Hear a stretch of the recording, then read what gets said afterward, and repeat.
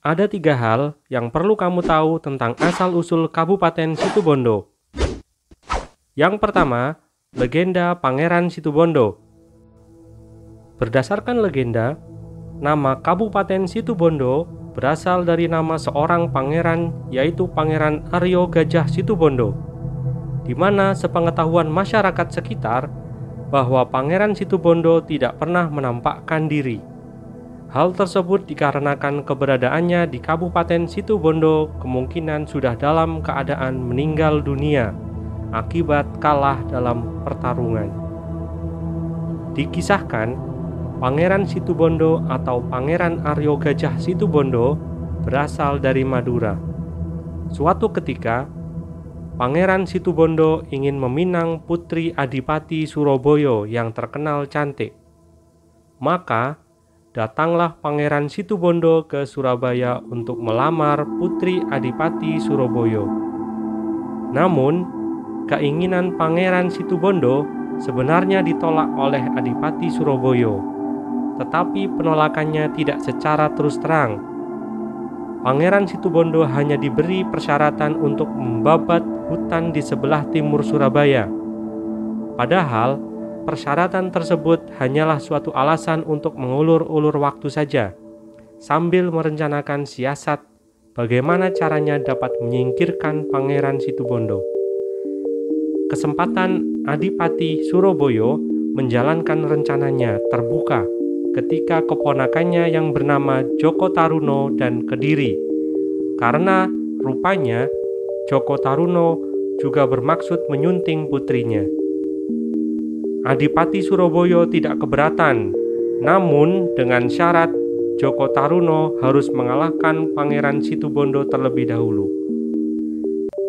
Terdorong keinginannya untuk mempersunting sang putri, maka berangkatlah Joko Taruno ke hutan untuk menantang Pangeran Situbondo. Namun sayang, Joko Taruno kalah dalam pertarungan. Tetapi kekalahannya tidak sampai terbunuh, sehingga Joko Taruno masih sempat mengadakan sayembara, yaitu barang siapa bisa mengalahkan Pangeran Situbondo akan mendapatkan hadiah separuh kekayaannya. Mendengar sayembara tersebut, datanglah Joko Jumput, putra Mbok Rondo Praban Kencono, untuk menyanggupinya. Maka ditantanglah Pangeran Situbondo oleh Joko Jumput. Terjadilah pertarungan dan ternyata dalam pertarungan tersebut dimenangkan oleh Joko Jumput.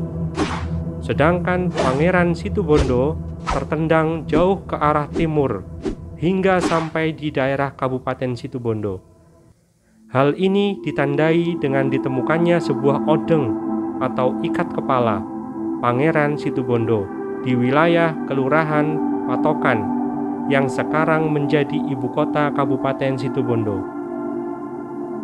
Selanjutnya, kembali ke Surabaya, di mana di hadapan Adipati Surabaya, kemenangan Joko Jumput atas Pangeran Situbondo diakui oleh Joko Taruno sebagai kemenangannya. Namun, Adipati Surabaya tidak begitu saja mempercayainya. Maka, untuk membuktikannya, keduanya diminta bertarung untuk menentukan siapa yang menjadi pemenang sesungguhnya. Akhir kisah, di tengah pertarungan, Joko Taruno tertimpa kutukan menjadi patung Joko Dolok akibat kebohongannya. Yang kedua, berdasarkan pameo yang berkembang di masyarakat, Situbondo berasal dari kata siti yang berarti tanah dan bondo yang berarti ikat. Hal tersebut dikaitkan dengan suatu keyakinan bahwa pendatang akan diikat untuk menetap di tanah Situbondo. Kenyataan ini mendekati kebenaran karena banyak pendatang yang akhirnya menetap di Kabupaten Situbondo.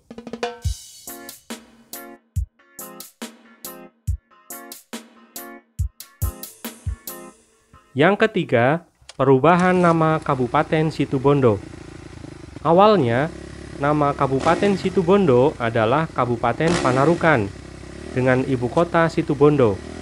Sehingga dahulu pada masa pemerintahan Belanda, oleh Gubernur Jenderal Daendels sekitar tahun 1808 sampai 1811 yang membangun jalan dengan kerja paksa sepanjang pantai utara Pulau Jawa, dikenal dengan sebutan Jalan Anyer Panarukan atau lebih dikenal lagi Jalan Daendels.